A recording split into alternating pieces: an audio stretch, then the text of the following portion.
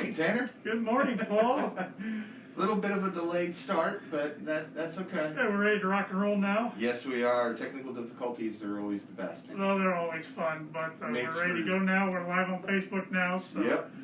everybody can tune in there if they're not listening here. And a little chilly outside this morning. A little bit, yeah.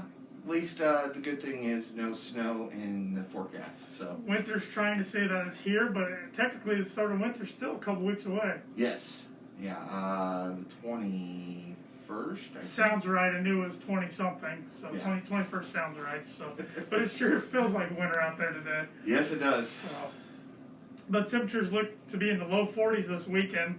Little or no chance of snow, Yep. which is good. Oh yeah. So I don't know about you. I like snow around Christmas time, Yes. like the week of. But besides that, if it didn't snow all year, I'd be fine with that. Yeah, I always tell my wife it can snow from the 23rd to the 26th, and that's it. Yeah, I like that.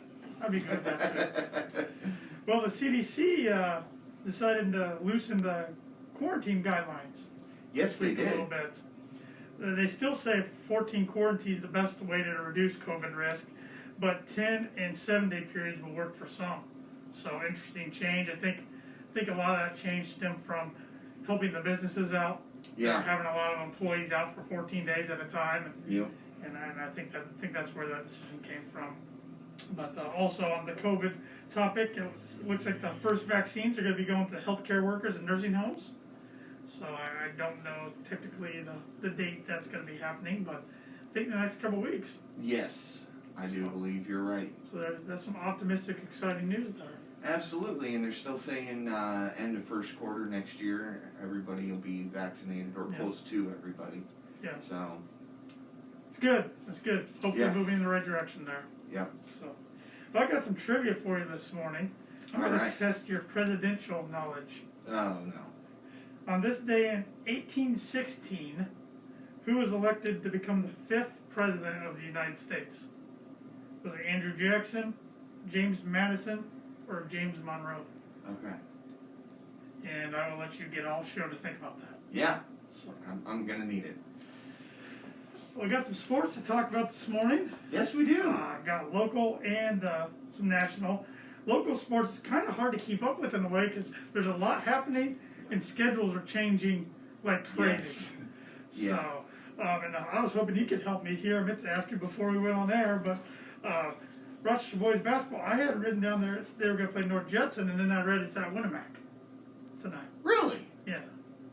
That's news to me because I was told we were playing North Judson. Okay, so I'm going to go with North Judson. That's what I got written down. So, I actually saw that and maybe they may not Winnemac in the near future where I read this. So, Right. but I believe they host North Judson. I thought that I had seen that. So. Yes, it is a home Local game from what I Yep. understand. Yep. And I know the girls basketball team got a win over Peru last night. Yes. And then Tippecanoe Valley girls basketball played Argus earlier this week in a really good game. Valley boys are at Knox tonight. And Caston boys are competing in the Logan Sport Cass County tournament. They Okay. got a win there last night as well in that. So, local college news.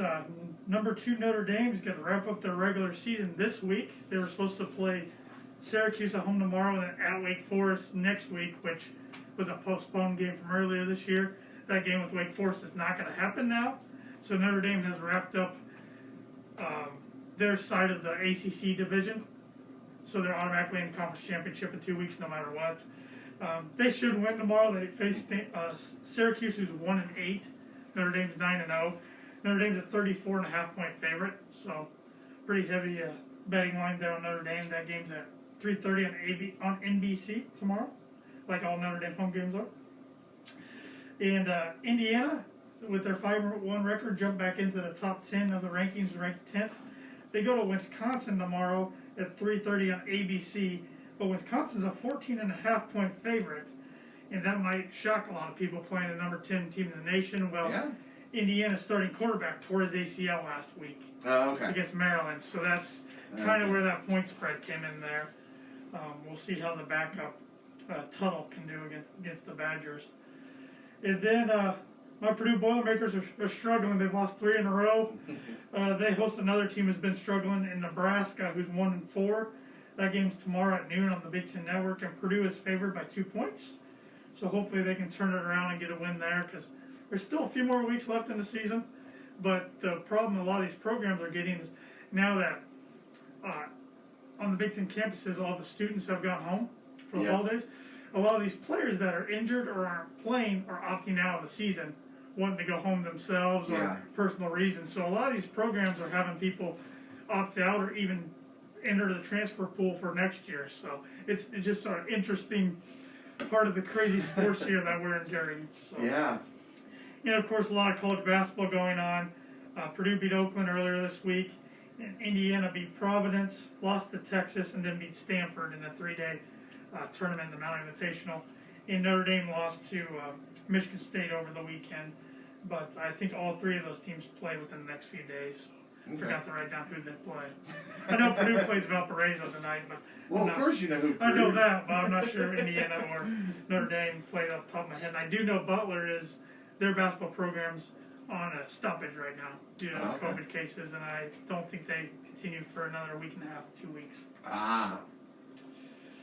Indianapolis Colts suffered a bad loss last week to the Tennessee Titans. Yes, they kind did. Of a shocking point differential there. Yeah. But they travel to Houston this Sunday at 1 o'clock, where they'll take on the 4-7 Texans. The Colts are a 3-point favorite there. You can listen to that game right here on WROI if you can't watch it. And the Chicago Bears, 5 losses in a row for the Bears. They host the Lions this Sunday. Bears are 3-point favorites, so I know Bear fans are really anxious for them to start turning around, because we're 11 games in of a 16-game season. Time's running out. Yes. So, but I saw your Cleveland Browns got a win over the weekend. They did, over the Jags. So for the first time in 12 years, they can't have a losing season, Paul. I know, I'm excited. So, moving in the right direction, 8-3, and they got the Titans this weekend. So. Yep. Got some tidbits here this morning. On this day in 1844, James Knox Polk was elected as the 11th U.S. president. Okay. See, I could have put that as part of the trivia, but on this day in 1881, the first edition of the Los Angeles Times was published.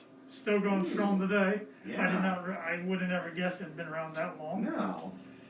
And on this day in 1909, the oldest still operating NHL franchise, Club de Hockey Canadien, now known as the Montreal Canadiens, was established. And today is National Bartender Appreciation Day, National Cookie Day. So if you're on a diet and looking for an excuse to cheat on a little bit, it's Cookie Day, so get yourself a cookie. International Cheetah Day. It's Fake Fur Day. World Wildlife Day. Dice Day, as in dice you play games with. And Wear Brown Shoes Day, which I did do that today. See, I almost did. I was looking at my 2 pairs of shoes when I left. I went, you know what, we're doing the tennis shoes today. Yeah, well, and then I found out it's Wear Brown Shoes Day. I was like, dang it. It's Friday, though, so I understand the tennis shoe day. Got some upcoming events going around in the community. St. John's Lutheran Church over on Jefferson Street is holding a craft sale tomorrow from 10 o'clock to 2 o'clock. So if you're looking to get some crafts, maybe some not last minute, I guess we still got a few weeks, but get some holiday shopping done for somebody who likes crafts. Maybe go over there and see what they got. There's also a pop-up market at the Fulton County Historical Society Museum starting today, running through December 19th. And that's going to be from 9 o'clock to 5 o'clock. They're going to have handmade crafts, microwavable bowls, pot holders, masks, towels, bibs, lap quilts, candles, fleece blankets, afghans, Tupperware, holiday decorations, and much more. So go out to the Historical Society, and looks like you can find about anything you're looking for there. Yeah. So that's once again starting today through December 19th from 9 o'clock to 5 o'clock. Got the Miracle Tree going on in Tippecanoe Valley and in Rochester. The Tippecanoe Valley Miracle Tree is running into the December 18th. And the 2 locations for that are the Bell Memorial Public Library and the Akron Carnegie Public Library during their normal business hours. And the Rochester Miracle Tree is at Shepherd Chevrolet Buick during their normal business hours. And if you're not sure how the Miracle Tree works, you pick an ornament from the tree, and then you go and, at least at Shepherd's, you go up to the receptionist and tell her what family you picked, and then you get a wish list from that family of some items they would like to receive. There's no limit to the amount of money a sponsor can spend on the family, so you just try to stick to that list as best as you can, and I recommend doing that if you've never done it before. Yeah, it's a cool program. And definitely. well, last year they helped 254 families and provided Christmas gifts for more than 750 children. Wow. So, definitely a great program. Yeah. Yeah, we got the Fulton County FOP Lodge 143's Shop with the Cop going on this year. Sponsors and support from the local community, children will be able to spend in the range from $125 to $150 on clothes, shoes, and a toy. Donations can be made at the Fulton County Sheriff's Department or the Rochester Police Department. And if you'd like to make a donation, please call Cindy McLaughlin at 574-205-2424. So I know they had the Trot with a Cop, or Trot. Yeah, Trot. That's Trot not with the a right Cop. name. Is that the right name for it? Doesn't sound right. I don't know. But they had the The Trot. Trot. 2 weeks ago, and all that money raised went towards Shop with a Cop. So another great community event. Want to give some condolences to the friends and family of Galen Smith. Yes. Galen was a longtime member of the Rochester community and a longtime boys basketball coach at Oak Hill High School and Rochester. He was a teacher at Rochester for 30 plus years. He was also big in the Fellowship of Christian Athletes at Rochester, so he will definitely be missed.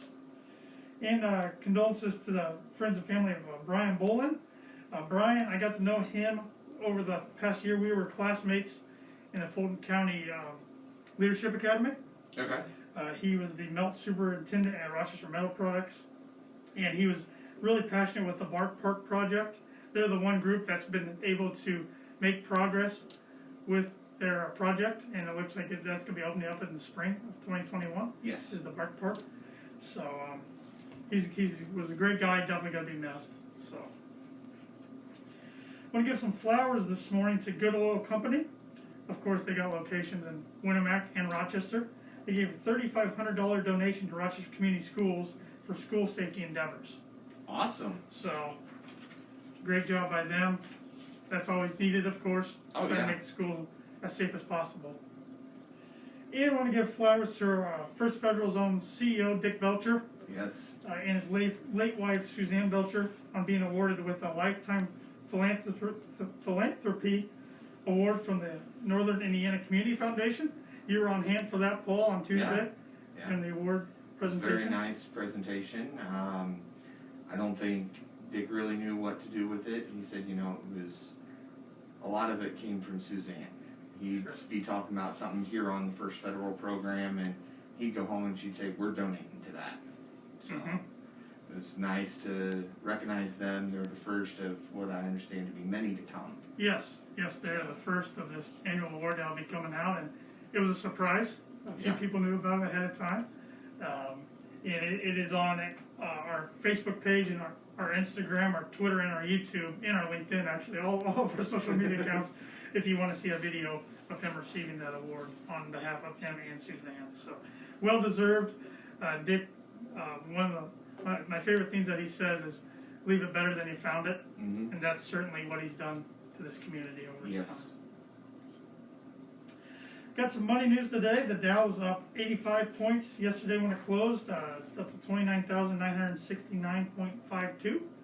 So not quite as high as last Tuesday when it got up to that 30,000 mark for the first time, but that's pretty close. Yeah. So it's still in great shape.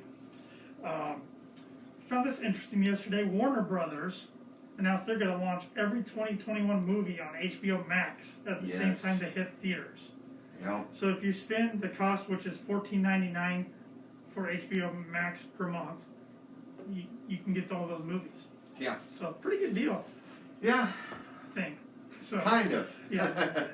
I mean, overall, it's a good deal, but I feel bad for the movie theaters. Yeah, They're gonna take a big hit. They are, and it's interesting. I don't know when people are going to be able to go back to the theater safely.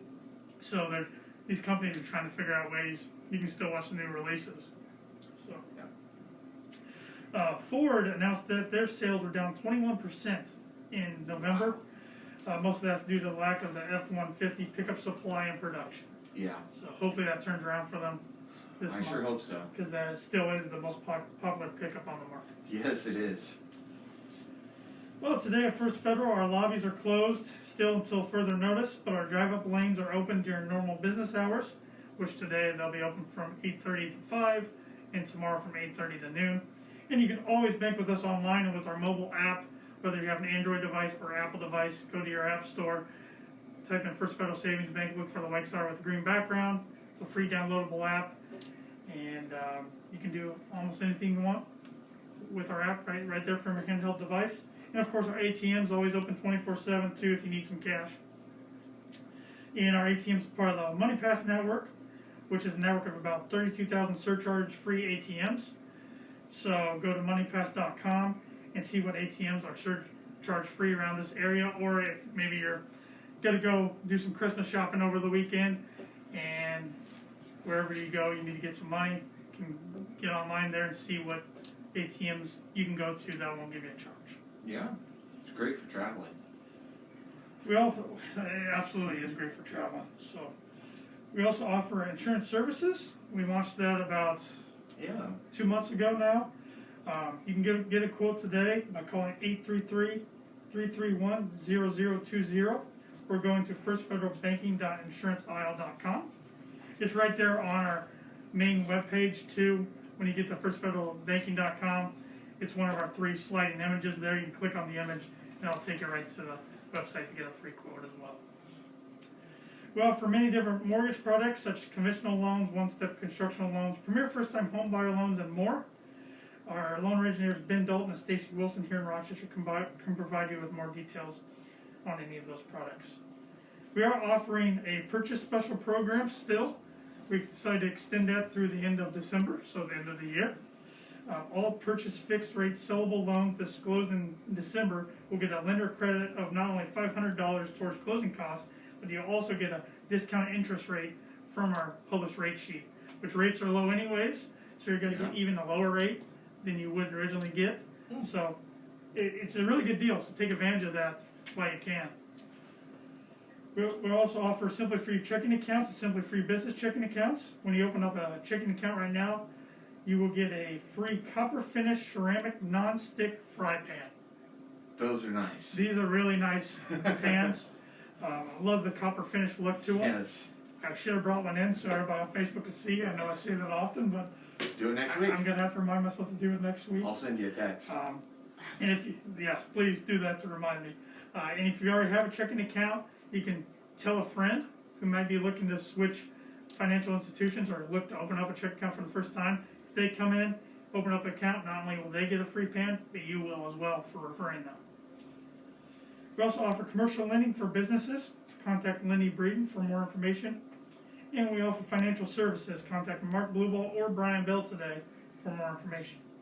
And you can like us on Facebook, follow us on Twitter and Instagram at FFBanking. You can also like us on LinkedIn and subscribe to our YouTube channel while you're at it. We're the only locally owned bank in Fulton County. We don't want to be the biggest, just the best. Borrowers must meet underwriting guidelines. We are FDIC insured and an equal housing lender. And our NMLS number is 399927. We got an exciting special guest here with us today, Joyce Sroufe. She's representing the Fulton County United Ministries with the Christmas Basket Program. Morning, Joyce. Good morning. How are you? I'm great, thanks. Thanks for joining us this morning. You're welcome. So how long have you been involved with the United Ministries Christmas Basket Program? Oh, my. About 40 years, I think. 40 years? In Wow. one capacity or another, yeah. And what made you want to get involved with that originally? Well, a long time ago, they had the Christmas Basket organization at our nursery. The building was empty for the winter, and that's pretty much when I got started. So I think Aaron was 2, so that's why I'm basing it on that. So, yeah. But I've been secretary for 25 years. 25 years? Yeah, or maybe a little longer than that. Yeah. Wow. And so this program's been around for a long time, what I'm hearing. Yes. It isn't the original United Ministries program, but maybe I should say that the other way around. We started doing that and then branched off of that. They decided people needed help more times than Christmas. So they opened the United Ministries food pantry, and then from that they opened the it's called Outreach, United Ministries Outreach, where they help people with bills, with utility and medical and rent. So it kind of expanded just from a Christmas event to and different events. United Ministries is actually the umbrella organization over all those. Okay. So they all fit right under United Ministries title. And I see here that delivery of the baskets this year is going to be on the 19th. Yes. Starting at 8 o'clock? Yes. I assume you need some volunteers for that. Yes, we need people to come out and bring their trucks and bring their muscles and load up and take the baskets to the people. We call them baskets, they're boxes. Boxes. Boxes of canned goods. And for larger families, we'll have a ham. We have milk. And if the apple crop cooperated, we don't know yet through Kroger's, but if the apple crop cooperated, we'll have apples for every family too. Oh, great. But it does take some, not that I can't lift it, but I don't want to. You know? Sure, don't blame you. So, looking for some muscle out there is what I'm hearing. Yeah. It'd be great for college kids that are home to come with their parents and help do that. But That's a great idea. yeah. So We have to start, this Monday, we'll start at the fairgrounds. We'll be there for 2 weeks. And my two daughters, Erin Leap and Sarah Dalton, do a lot of work that nobody sees.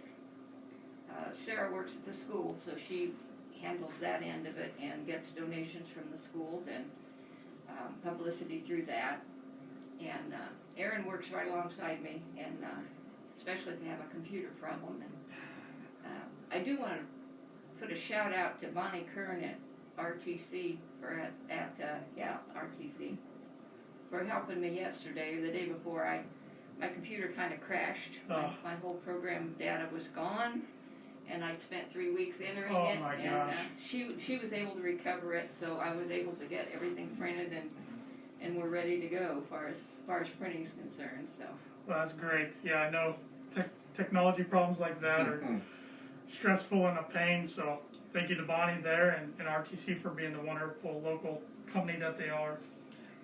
And you said this is at the 4-H Fairgrounds? Yes. And I also wanted to mention, I think God watches over this program somehow. Last year, right at the end, when we were all packed and taped shut and everything, Toys for Tots brought us a lot of toys. We've kind of partnered with them for Fulton County. At that point, we thought, what are we going to do with these toys? Mm-hmm. So we put them in storage, and this year, with the COVID the way it is, and everybody's afraid of the germs, and our toy donations have been down, we have all those toys. Oh, wow. So we think that was a God thing. Sure. Yeah, that's great. That is fantastic. I didn't even think about that. We're speaking with Joyce Sroufe this morning, Secretary in the Fulton County United Ministries, and she's talking about the United Ministries Christmas Basket Program.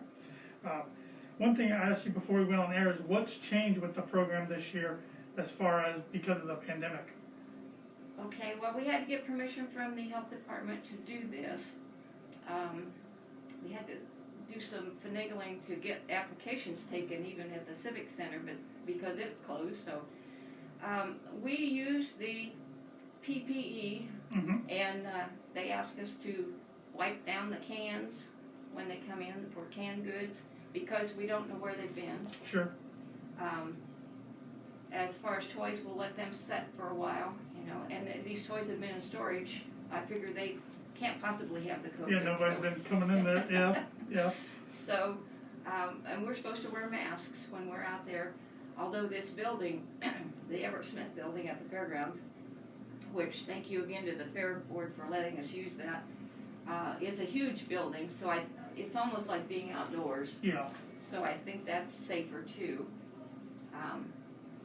if you could wear gloves, I suppose, but I've been told by a health nurse that if you wear gloves, you just transfer the virus from one thing to another that you're touching, so I'm not sure. But use hand sanitizer often and wash your hands often. And we will, we will do what we need to do to keep it as safe as possible. We don't want to get sick either. We definitely don't want anybody else to get sick. Sure. So, oh, the other thing is, for delivery, they will put your packages and your boxes outside and not come in your house. I don't know how often people go in their houses, but this year they're not supposed to go in. So More of a curbside, not curbside delivery, but doorstep delivery, I guess. yes, and they'll call the people and tell them, they're here. So we want the people to be sure to be home that morning. Sure. We're usually finished by 10 o'clock, Oh, it's so pretty it goes pretty fast. pretty fast yeah. moving morning. And the items that you typically collect are food, toys, and monetary donations. Is that Yes, correct? yes. Any monetary donations can be sent to Post Office Box 531, and we really appreciate those because we always have a big bill at Kroger's for the food that we buy to supplement. One interesting thing this year so far, we have 4 unborn infants so far. Wow. So sometimes we'll have one, Yeah. we have 4, 4. plus a couple, a couple, 3 more infants. So we always fix up an infant box. Oh, good. So that's a help to the parents. And if somebody wants to volunteer, how do they go about doing that? Can they just come out the day of on the 19th, or do they need to get a hold of somebody beforehand? We really don't need to know ahead of time. Okay. They just show up with their car or an SUV will work, or a truck, at 8 o'clock that morning and get in line. They'll have to come in and get their manifests, and